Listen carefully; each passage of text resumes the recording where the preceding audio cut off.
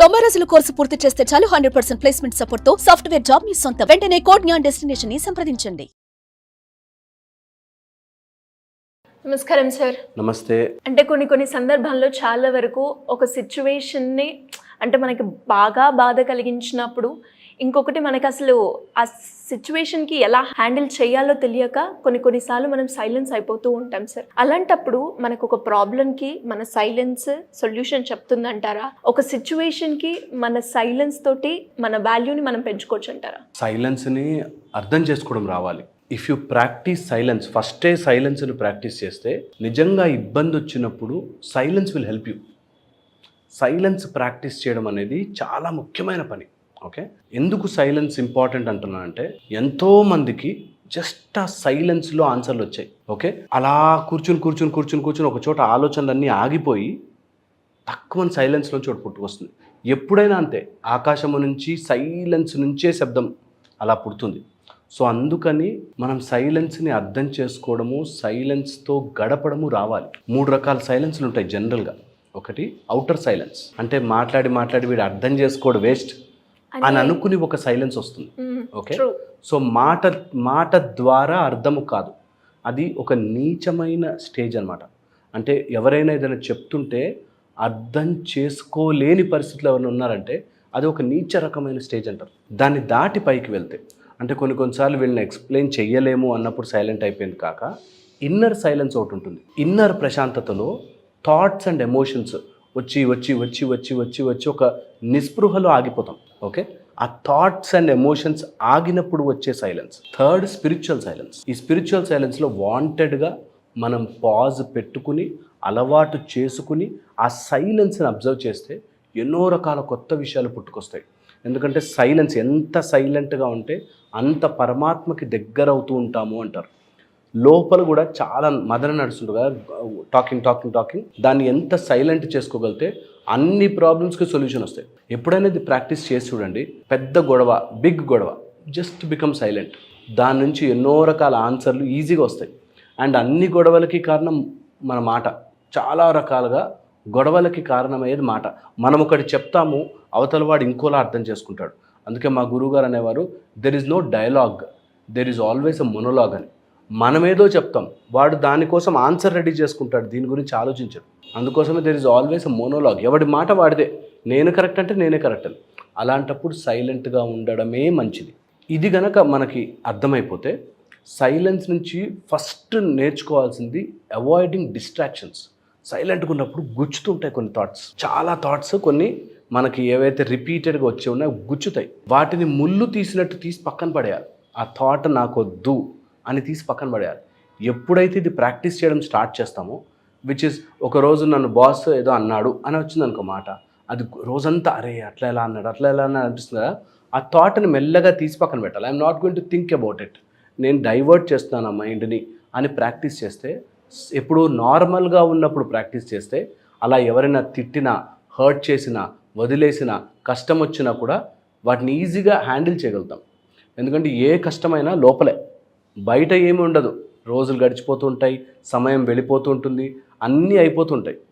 But ఎవరైనా ఏదైనా మాట అంటే ఆ మాట ముళ్ళు గుచ్చుకున్నట్టు గుచ్చుకుంటుంది. సో సైలెన్స్లో ఉన్నప్పుడు ఆ డిస్ట్రాక్టివ్ పెయిన్ పాయింట్ని తీయగలగాలి. ఇది ఈజీ బై ప్రాక్టీస్. యాక్చువల్గా డిస్ట్రాక్టింగ్ పెయిన్ పాయింట్ని మీరు రాసుకుని దాన్ని ఒక టైప్ ఆఫ్ మెథడ్ ఫాలో అయ్యి దాన్ని పడేయచ్చు, తీసి పడేయచ్చు. ఓకే, ఇది ఒక మెథడ్. సెకండ్ వచ్చేసి, ఒకవేళ కనుక మీకు ప్రాక్టీస్ చేయాలనిపిస్తే స్టిల్నెస్ చెప్పనా మీకు. ఎప్పుడైనా మీకు కుదిరితే రోజులో ఒక 5 నిమిషాలు స్లో మూమెంట్ ప్రాక్టీస్ చేయండి.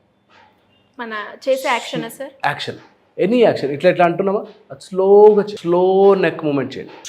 ఎంత స్లో చేయగలుగుతారు అంటే, మూవ్ అవుతున్నామా లేదా అని ఎలా అయితే మనం ఆలోచిస్తాం అలాగా స్లోయెస్ట్ మూమెంట్ ప్రాక్టీస్ చేయండి. ఇది చైనీస్ ఫిలాసఫీలో, జెన్ ఫిలాసఫీలో ఇక్కడ చాలా బాగా వర్కౌట్ చేస్తారు. వాళ్ళు they just move with the energy, slow ఎనర్జీతో స్లోగా మూవ్ అవుతుంటారు. ఈ స్టిల్నెస్ ప్రాక్టీస్ చేస్తే మన చాలా థాట్స్ సైలెంట్ అయిపోతుంటాయి. సో ప్రాక్టీస్ స్టిల్నెస్, ఎంత కుదిరితే అంత స్టిల్నెస్ ప్రాక్టీస్. స్లోలీ కన్ను రెప్పలు కూడా మెల్లిగా అది ప్రాక్టీస్ చేయండి, స్లోలీ ప్రాక్టీస్ చేయండి. ఇది ఒక మెథడ్ ఆఫ్ స్టిల్నెస్. దీని థర్డ్ మెథడ్ ఉంది.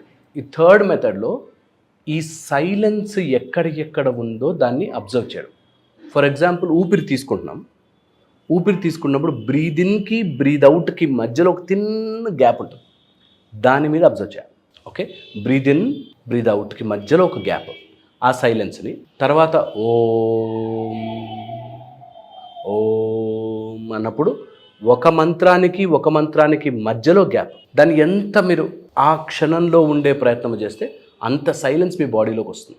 ఓకే, ఇది సెకండ్ మెథడ్, మంత్ర మధ్యలో గ్యాప్. థర్డ్ మెథడ్ అంటే ఇనీషియల్గా బిగినింగ్లో ఎవరైనా ఉంటే వాళ్ళు చేయాలి అనుకుంటే పొద్దున్నే సన్ లైట్ రాకముందు చీకటిగా ఉన్నప్పుడు ఆ మధ్యలో గ్యాప్ని పట్టుకోవాలి. ఓకే, పొద్దునే సపోజ్ రేపు పొద్దున సూర్యాస్తమయము 6:02 అని ఉందనుకో, 5:45కి వెళ్ళి కూర్చోండి.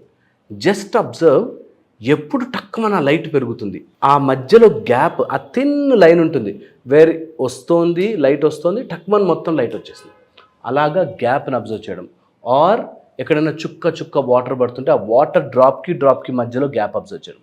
ఇలాంటి చిన్న ప్రాక్టీసెస్ వల్ల స్టార్టింగ్లో ఎవరైనా బాగా మదన పడుతున్నారు, రగిలిపోతున్నారు, థాట్స్ మీద థాట్స్ వస్తున్నాయి, ఇలాంటి చిన్న ప్రాక్టీసెస్ చేయొచ్చు.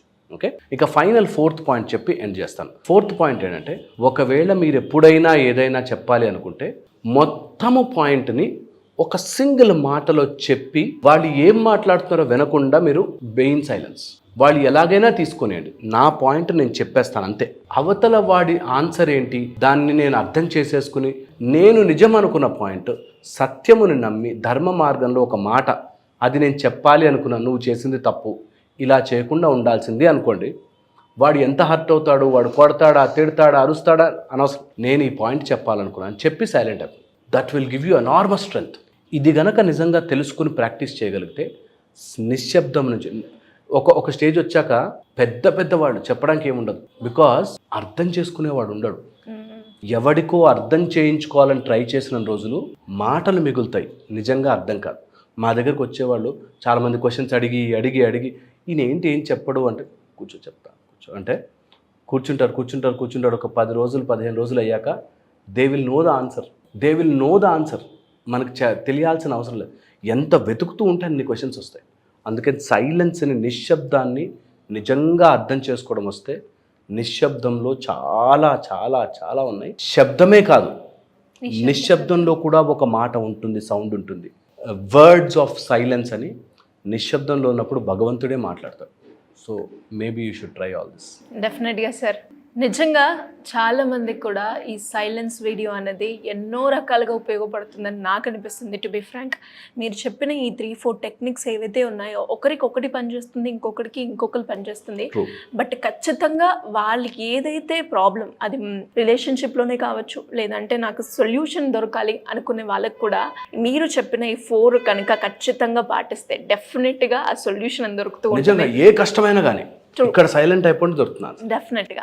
అండ్ లాస్ట్గా మీరు అన్నారు సార్, మీరు కన్వే చేయాలి. బికాస్ మనకు ఉంటుంది, నేను కన్వే చేయాలని, కానీ కన్వే చేసిన తర్వాత answer what ever it may be, అది బాగా పనిచేస్తుంది. అది కనుక మనము ఐస్ని, నోస్ని అన్నిటినీ కంప్లీట్గా బ్లైండ్గా పెట్టుకొని కనుక మనం ఉంటే ఖచ్చితంగా మనం కన్వే చేసినట్టు ఉంటుంది. వాళ్ళ రియాక్షన్తో మనకి సంబంధం లేదు. సూపర్, గ్రేట్ ఐడియా సార్, నాకు చాలా నచ్చింది. నేను ఈసారి నుంచి ఖచ్చితంగా ఫాలో అవుతాను. Thank you sir, thank you so much. Suman టీవీలో మీ పర్సనల్ అండ్ బిజినెస్ ప్రమోషన్స్ కోసం కింది నెంబర్కి కాంటాక్ట్ చేయండి.